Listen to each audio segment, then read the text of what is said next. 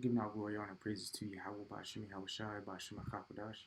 Double honors to the apostles and elders, great millstone, and willing to teach well. Peace of salutation to the elect, 144 first fruit. So I have a news article from the BBC. It says Trump says EU and Mexico face 30% tariff from August. So pretty much on August 1st, he's going to implement a 30% tariff on imports to the U.S. And then he warned also he would impose even higher import taxes if either of the U.S. trading partners decide to retaliate. So it says 27-member EU, America's biggest trading partner, said earlier this week it hoped to agree a deal with Washington before the 1st of August. Trump has this week also said the U.S. will impose new tariffs on goods from Japan, South Korea, Canada, Brazil, also starting from the 1st of August. Similar letters were sent this week to a number of smaller U.S. Trade partners.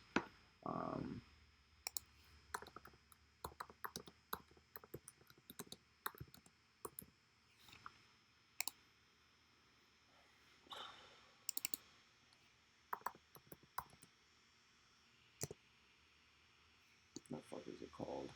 I keep forgetting what this is called. Like, NAFTA. That's what I want.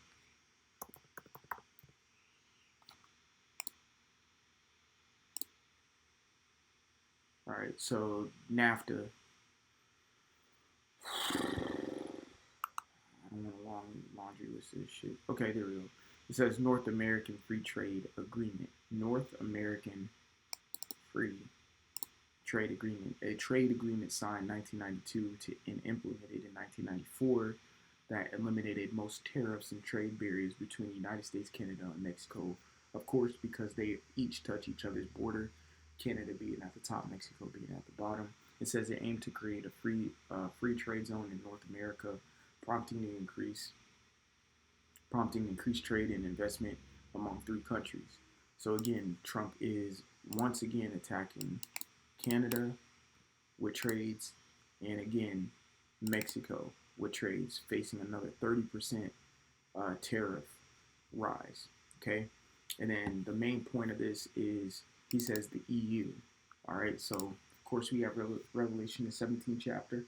So it's Revelation chapter 17 and 1.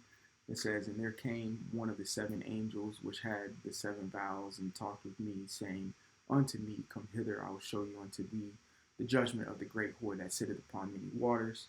Verse 2 says, "With whom the kings of the earth have committed fornication, inhabitants of the earth have been made drunken with the wine of her fornication."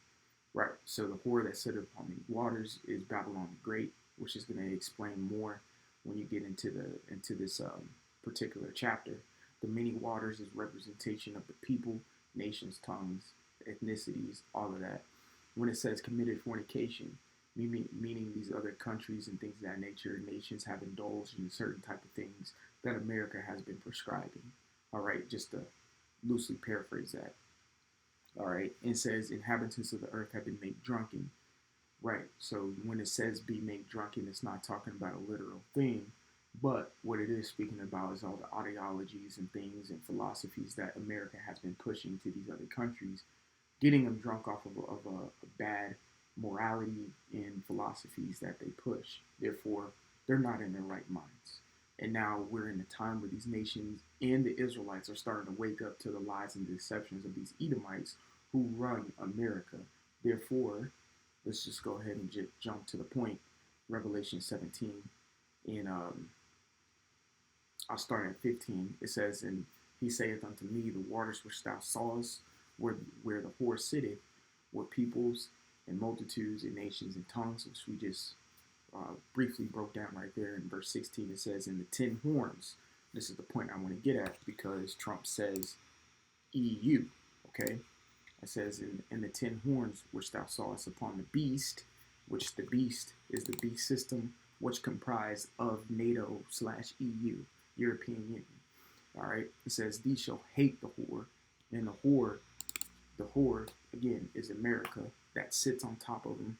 It says, "And shall make her desolate and naked, and shall eat her flesh and burn her with fire." And how is that going to happen? Thermonuclear missiles. It's not far fetched. World War III is happening right now. So if you disagree with me saying this, go suck on your big toe. I don't know what else to tell you. And wait for your missile to come greet you at your front door. All right. Verse 17, it says, "For the Most High God hath put in their hearts to fulfill his will and to agree." Right. That's why you see the BRICS nations coming together. It says, "And give their kingdom unto the beast until the words of the Most High shall be fulfilled." Exactly. Okay. So pretty much what's going to end up happening is the EU, like it says right here, is going to start hating the whore. It says, "These shall hate the whore." Okay. All right. So the beast system is going to start hating America. Okay. And ultimately, this is going to turn into warfare. Now, America has started to attack money. Whenever money is starting to get involved and people's money aren't getting paid, or you start charging interest, or people haven't paid you back, you start to get mad. Things start to get physical, and that's what's happening right now. We're seeing it. All right, you're starting to mess with the money. Okay, and people are starting not to like it. So therefore, they want to burn her and make her desolate. All right. Um, let's finish it off. Matter of fact, because we're pretty much at the end of this chapter. It says, "For the Most High had put in their hearts to fulfill his will and to agree and give their kingdom unto the beast until the words of the Most High shall be fulfilled. And the woman which thou sawest is that great city, Babylon the Great, aka America, which reigneth over the kings of the earth." And they do. America does, man. They run it. Okay, they run it. That's why they're in the position to make these moves that they're making. It's not just Trump, it's just America, the whole system. Okay, that the EU, the BRICS nations, all these other nations want to get rid of. All right, and the Lord has it in their spirit, just like it says right here in verse 16, to want to do this because they're tired of them. They're tired of it. They hate it. Okay, um, even though these other nations are wicked, there's levels to wickedness, but still, Proverbs 29 and 2, it says, "When the righteous are in authority, the people rejoice, but when the wicked bear rule, the people mourn." Okay, simple. The other nations are mourning too because they're not being managed correctly. All right, Esau's in the full potential of his blessing right now. He's in the full potential of his blessing right now. Okay, simple and plain put as that. So he is the manager of the earth right now. The Lord put him in that position until he put somebody else in that position, which that somebody else is going to be the Israelites, and we're going to rule it properly. All right. But right now, the wicked is bearing rule, and the people are mourning. They're irritated. They're tired of it. Okay. They don't want nothing to do with it anymore. Okay. That's simple. All right. So that's about all I had for you here today. Lord willing, this is edifying. We give all glory and honor and praises to Yahweh, Bashim, Yahweh Shai, Bashim, Akakadash.